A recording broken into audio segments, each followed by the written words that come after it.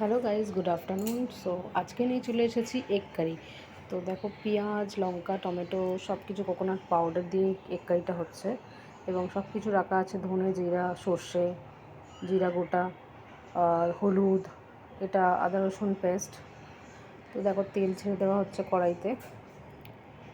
এবার তেল যখন একটু গরম হয়ে এসছে, তো একটু গরম মশলা দিয়ে দিচ্ছে, তারপরে জিরা আর সর্ষে দিয়ে দিচ্ছে। জিরা সর্ষে ছেড়ে দিল, এবং পেঁয়াজগুলো কুচি করা ছিল, সেই পেঁয়াজগুলো ছাড়া হচ্ছে। তো সব পেঁয়াজগুলো ছেড়ে দিচ্ছে। পেঁয়াজ হচ্ছে 4টে মতন বড় বড় পেঁয়াজ দেওয়া হয়েছে, এবং পেঁয়াজগুলো দেখো ব্রাউনিশ কালার হয়ে গেছে। এবার তার উপরে আদা রসুন পেস্টটা দিয়ে দেওয়া হচ্ছে। তো আদা রসুন পেস্টটা দেওয়া হয়েছে, দেখতে পাচ্ছ। এবার এটাকে একটু কষিয়ে নিচ্ছে পেঁয়াজের সাথে। এটা হচ্ছে তারপর লঙ্কা কুচিগুলো দিয়ে দেওয়া হচ্ছে। এটা হচ্ছে এগ কারিটা তোমার কোকোনাট পাউডার দিয়ে তৈরি হচ্ছে। তো এবার টমেটো কুচিগুলো দিয়ে দিচ্ছে। টমেটো কুচি দিয়ে দিচ্ছে, দেখতে পাচ্ছ। 2টো টমেটো দেওয়া হচ্ছে। এবার একটু ভালো করে নাড়াচাড়া করে নেওয়া হচ্ছে। তো এবারে হলুদ, এটা দিল জিরা গুঁড়ো। জিরা গুঁড়োর পরে একটু ধনে গুঁড়ো দিয়ে দেবে। ধনে গুঁড়ো দিয়ে দিচ্ছে জিরা গুঁড়োর পরে। 1.5 চামচ দিতে পারো, 1.5 চামচ করে, আর 1.5 চামচি করে তোমরা দিতে পারো। এবার একটু হলুদ দিয়ে দিচ্ছে 1 চামচি, এবং নুন দিয়ে দিচ্ছে। পিঙ্ক সল্টটা দিয়ে দিল। এবার পিঙ্ক সল্টটা দিয়ে দিল, দেখতে পারলে। তো এবার ভালো করে নাড়াচাড়া করে নিচ্ছে, মিক্স করে নিচ্ছে। টমেটো, লঙ্কা এবং পেঁয়াজ মশলা দিয়ে মিক্স করে নিচ্ছে ভালো করে।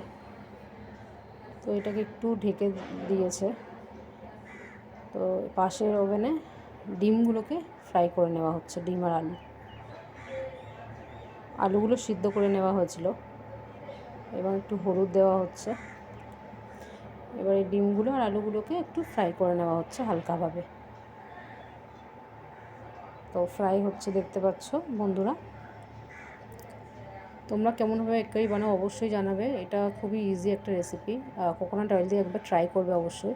এবং ডিমগুলো ভাজা হয়ে গেছে, ডিম আলুগুলো দেখতে পাচ্ছ, এবং পেঁয়াজটাও কষানো হয়ে গেছে। এটাই যে কোকোনাট পাউডার। এবার এতে এটার মধ্যে গরম জল দেওয়া হবে।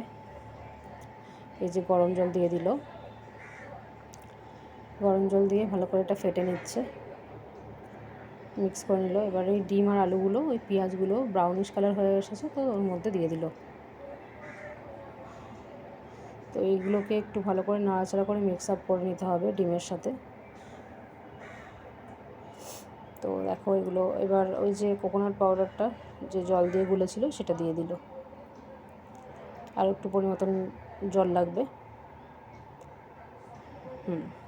তো এবার দেওয়া হয়ে গেল, দেখতে পাচ্ছ। কিছুই না, একদম ইজি। এবার ঢেকে দিল। ফ্রেন্ডস, লাইক অ্যান্ড সাবস্ক্রাইব করতে অবশ্যই ভুলবে না।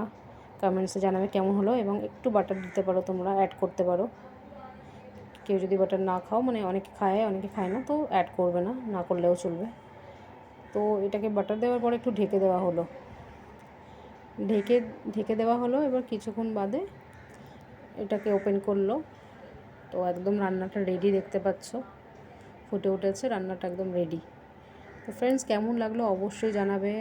Have a nice day. Bye, take care all of you.